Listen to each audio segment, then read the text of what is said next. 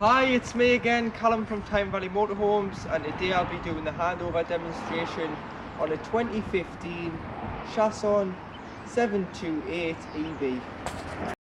So coming down the driver's side of the vehicle, first locker you come to is your gas locker, so LPG, liquid petroleum gas, and all the exterior lockers open with the round-headed key. And then in here you can get two big bottles in there, so you can get two 11s in there. At the minute we've just got a 6 in here for test. Always make sure that the bottle is strapped in when you've put the bottle in, and then to connect the pigtail to the bottle, it's a left-hand thread, so it's always opposite thread with gas, and turn on and off at the top of the bottle. Obviously when you do travel, if you do turn it off, it's a safer way. And then if you need it to transfer to a spare bottle, you just take this off and transfer without the use of a spanner. Coming further down, so your centre locking works the habitation doors well, or you can manually open it with the key. You've got your two fridge vents, you've got your awning light, and you've got your toilet cassette. So to operate your cassette, always make sure the blade on the bottom of the bowl of the toilet is closed, and you'll be able to lift and slide the cassette out. You've got handle there, so you can drag it around the site when it's full, instead of carrying it when it's heavy.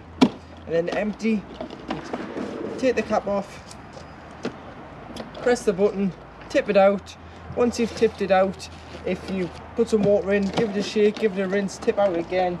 And then what you can do is use this as a measuring stick for your chemical, fill it with a cap full of chemical, straight into here, and it's ready to go back into the vehicle. Obviously use motorhome toilet paper and not your Andrex or any other brand household stuff, because it does swell, whereas the motorhome toilet paper does break down. Coming further along, you've got your grey water, which is behind the driver's rear wheel, and to open you just pull the handle, so that's open there, and obviously push it to close. But you drive over a grid on site called the motorhome service bay to drop your water. So this is anything you've put down a plug hole will go into here, so shower water, dishes water, or anything you've rinsed out. This vehicle is also fitted with an easy chef, so again you can open it up, slide it out.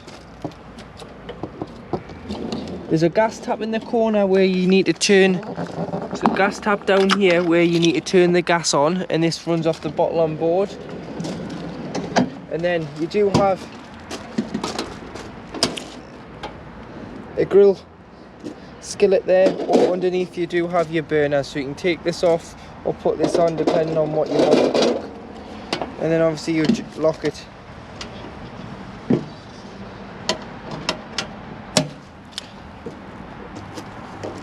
And then if you just lift this here, you'll be able to slide it back in. To the back you have the garage, and open. You'd make sure the two little lines are to the front to close, and then you can push in and half a turn with the key.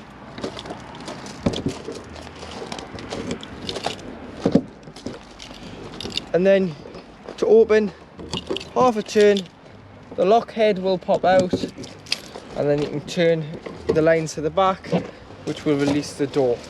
And in here you've got your garage area, so you've got a tethering rail for if you want to tie things down. Obviously all underneath your bed here, and then you've got a board so you can wind your bed up and down on this model.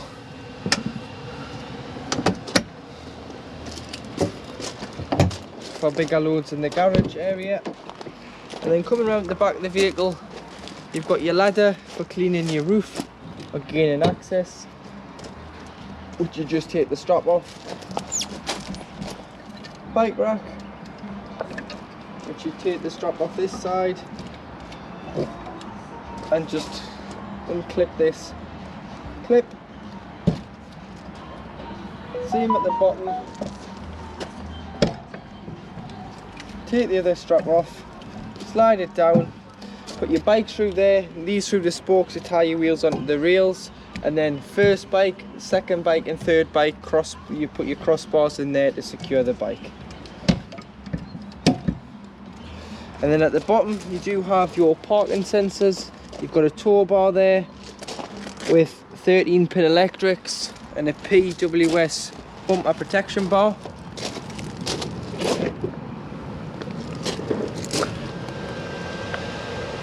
Other access to your garage area, you've got your vent for your heating and hot water system on diesel. And then coming round to the passenger side, so this is your hookup point. So to hook the vehicle up, you get your 25-metre hookup lead, lift the collar, slide it on there, and then to unhook, there's a small blue lever on the left hand side that you push down to unhook. Always hook the vehicle up first and then the sight, and do it in reverse when unhooking the vehicle, as we wouldn't want you walking around with a live lead. Your additional leisure battery is in here. So this one has been fitted with another battery by the previous customer, which is in there. And then you do have your fresh water fill up point. So again, with the blue key, this will open, so you can lock it, open it up, hose pipe in there until it overflows, or until you're happy you've got enough water on board, which you can see on the main control panel inside. Your fresh water drain off is here. So on the end of the blue pipe is a 15mm plumber's push fit end, and what you need to do is just pull it off like so, and there's your fresh water draining. And then so you do that in the winter and you can push it back on. So always drain it off in the winter. So in the winter you'll want to open your fresh, your waste, your boiler and all the taps within the vehicle. And then this is your external shower point, so it's a cold water feeder only, and you just get the end of the trigger going, push it in there, make sure the pump's on, and you'll be able to hose the dog, the boots, the bikes, the kids off. Coming to the passenger door, you've got your diesel fill up. This is where you fill with fuel, which is diesel, and it opens with the main ignition key, so it's a lockable fuel cap. And then inside you've got your tyre pressures here, so it's 5.5 bar front and back, which is 79.5 psi all round. Your engine battery lives underneath the floor here, so if you need your engine battery changed ever, it's underneath the floor and you've got to get it out through the cab floor. Your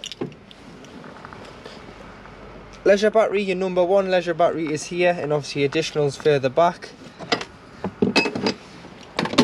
And then to pop the bonnet, it's on the passenger dashboard.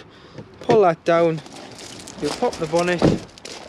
We'll have a quick look underneath, show you the important bits and pieces underneath the bonnet. And you do have your various liquids, so you've got your oil dipstick and filler, your brake fluid, this cover lifts off, and you've got your coolant, your radiator coolant, power steering fluid and your screen wash. You've got your paint code here and your weight plate here with your HOO number at the bottom, which is the number you need to quote us if you ever want parts for the vehicle. You've got your earth point for a jump start, so your black lead would go there, and your red one, if you just use the key into here, this little cover, pull the cover back, and in there you can put your positive on for giving or receiving a jump start. So inside the vehicle, this is your main 12-volt control panel. So first of all, if you hooked up, you'll have this green light near the hookup lead, which means you have got 240-volt on board. And then to turn on and off either 12-volt or 240, you'd press the green button here, which is the on button. And then next to it, you've got your master switch for all your lights inside the vehicle, which are then all individually switched. So you'll find your switches around the vehicle for the various lights. You've got your pump, which is for your water. So if you're ever going to use the tap, the toilet, the shower, you must have this on to bring the water up to the tap, otherwise you'll get whatever's left in the pipework. And then you do have your awning light, which is outside above the habitation door. Coming down the bottom, all of these switches correspond with the ones down the side. So the first of all, you've got your truck battery, which is this one here, which corresponds to the top one. So this is the engine battery level. You've got your trailer, which is your leisure battery level. You've got your fresh water level here. And then this little tab will go down to here should your waste be full. And next to your main control panel, you've got your heating and hot water. So this is your Truma digital control panel. So to turn on and off, you just press and hold the button in the middle. And then when you get to this screen, to enter, you just press OK. And then you've got the various settings. So the first one is the motorhome with a thermometer in, which is the temperature of the heat. So you've got all the way to off, or you've got all the way to 30 degrees. So once you're happy, you would just press OK to preset the heating at 23 degrees. Moving further along, you've got your water. So this is with a thermometer in, so this is heating your water. So off if you've got no water on board. Heating your water at 40 degrees. Heating your water at 60 degrees.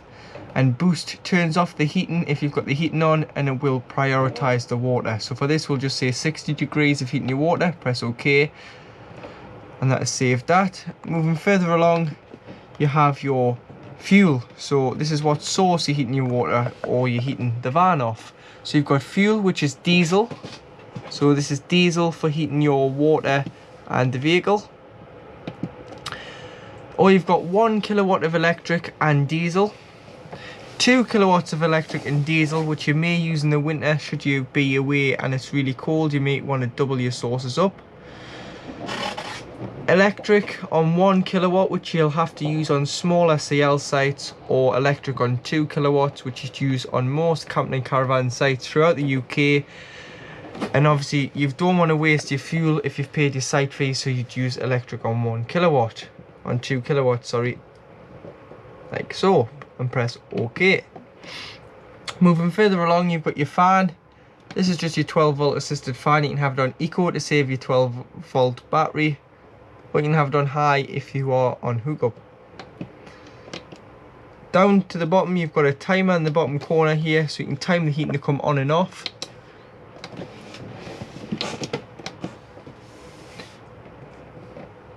You've got your clock here, so you can clock on the display panel, like so.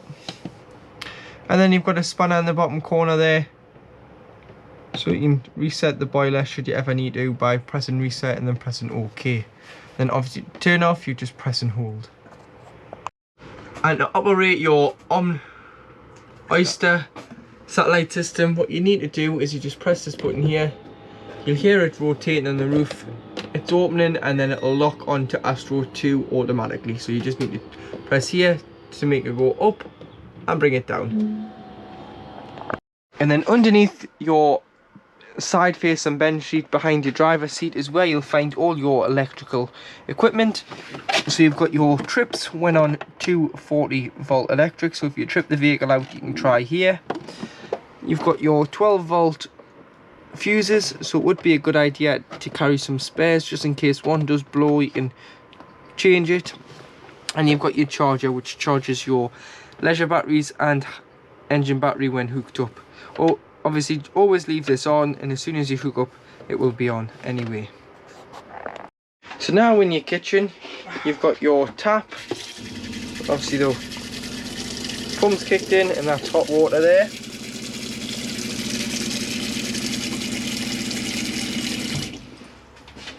And then next to it, you've got your 3 gas burners.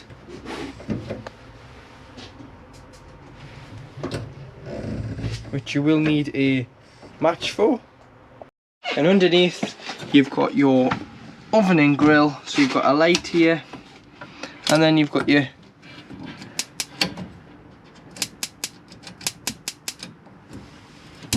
oven. So allow the thermocouple to get warm before releasing, like so, and it stays lit. And then above, you do have your grill.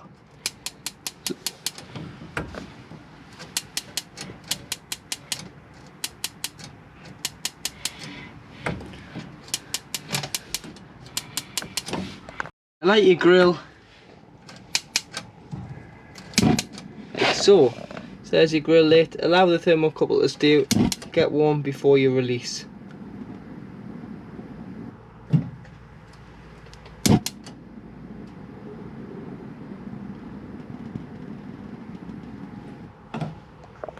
And to operate your Thetford fridge, so the freezer, you turn on here. So once you've turned on, this is your display panel. So A stands for automatic energy selection, so it's an automatic fridge, so it's automatically found that we're hooked up and went to the best source, which is hookup. If I was then to take the hookup out, it would go to gas, and then if you were to start the engine, it would go to the 12 volt setting, which is just designed to keep the temperature at the same when traveling as it was when departing. So the idea with the battery is that you hook the vehicle up a day or two before, put the fridge on electric, allow it to cool, put your shopping in the night before, allow that to cool overnight, and then you can either leave it on automatic and it'll automatically switch over to the battery, or you can, of course, you can manually select. So you can go to battery there. It's failed because we're stationary at the moment, the engine isn't running. Or you can go to gas and light it on gas if you're wild camping. But with it being automatic, it will automatically do this for you. Obviously with the automatic, it is designed to wait 20 minutes before lighting on gas, i.e. if you're filling it with diesel, the last thing you want to do is for your fridge to be sparking at a petrol station and igniting. So it waits 20 minutes before lighting on gas. So if you wanted to override that, say you are wild camping, you just have to manually put it onto gas. Put your temperature here, and then this, it just puts an element around the freezer door rubbers here, and to stop the freezer door from sticking when the freezer box is to full temperature. And then when you winterize the vehicle, if you also clean the fridge out, you don't want to shut the door as it forms an airtight barrier.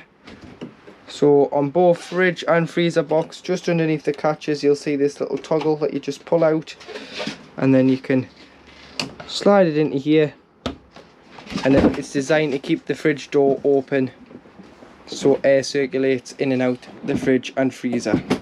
And then this is just showing that all of your gas rings are lit from using a match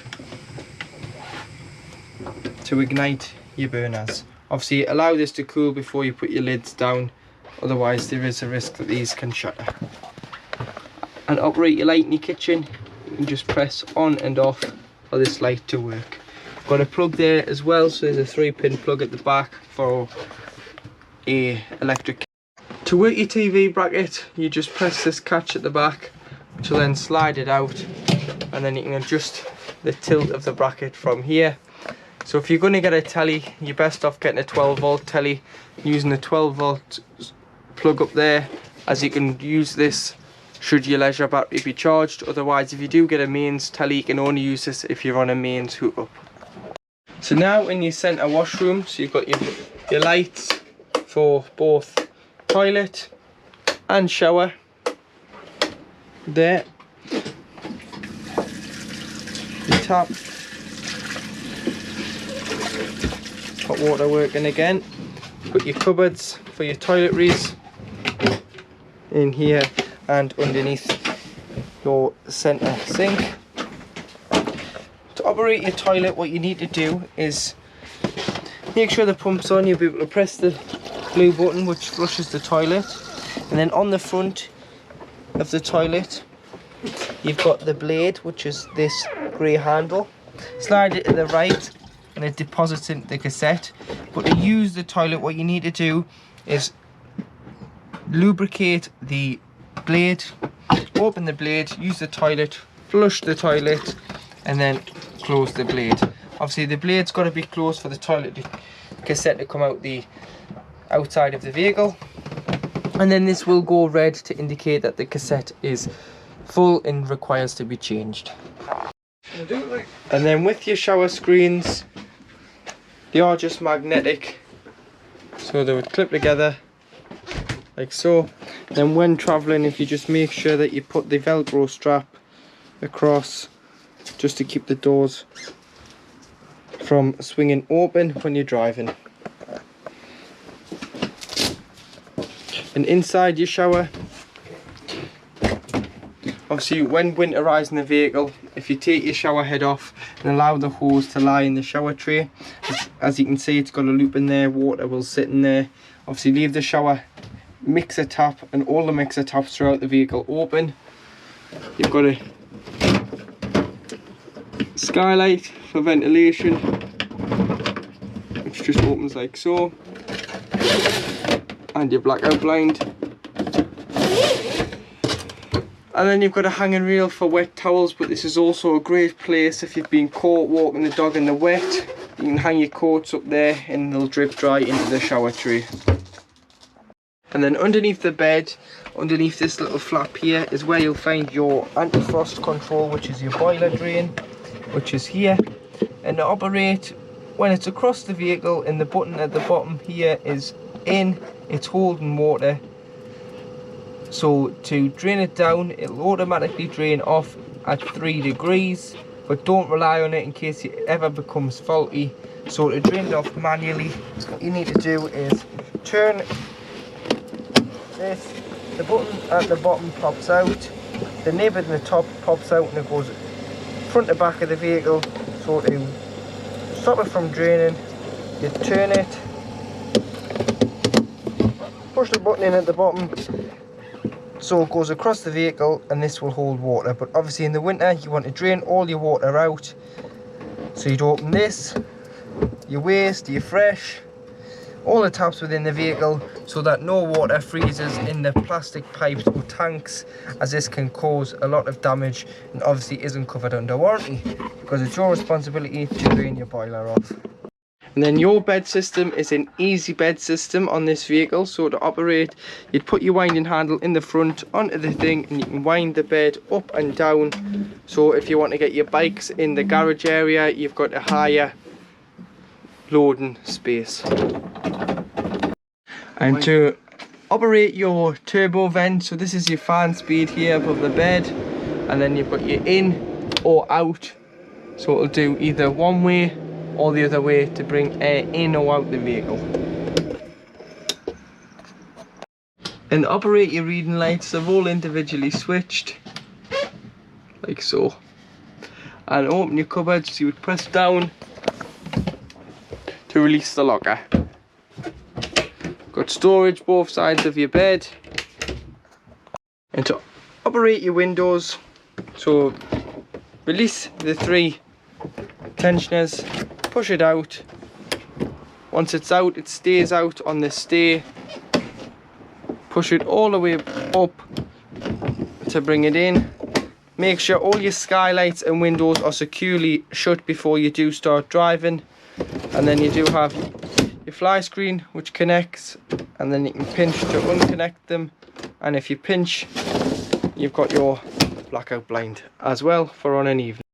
And then with your travelling seats here, so to get your legs down, if you're sitting in the far seat, what you need to do is you need to push this board in. So remove the cushion and push the board in as it's on a runner, and you'll be able to push it in, and it'll tuck away nicely so you can get your feet down in the corner.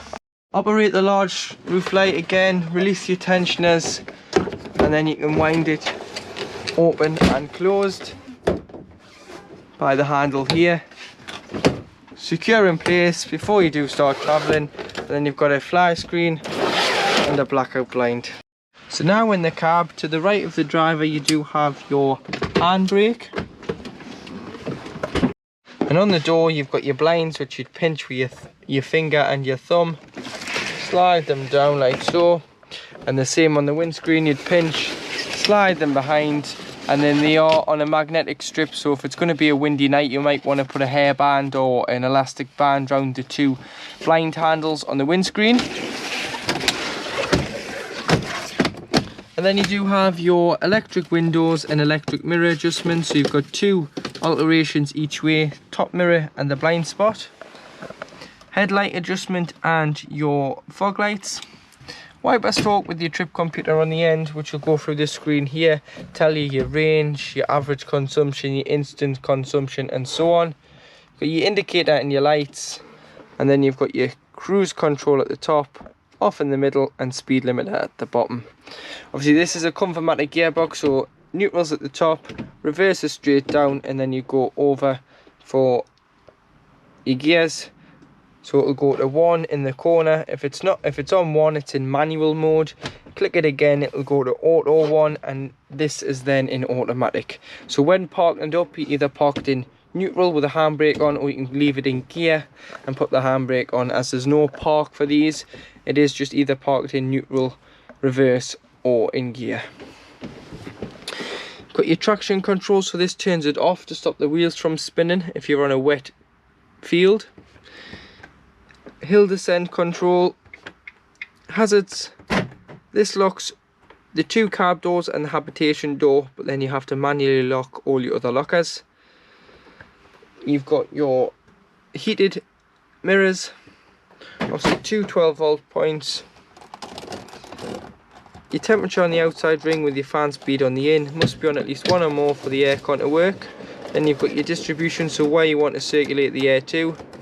And then you've got your either recirculating air within the vehicle or bringing fresh air in. Above you've got your Kenwood radio there, so you can press on and off at the top, or SRC, which changes the source between FM, AM and CD. And obviously you would scroll for your radio channels and press 1 to 6 to save. You do have a USB there for connectivity and a 3.5mm jack.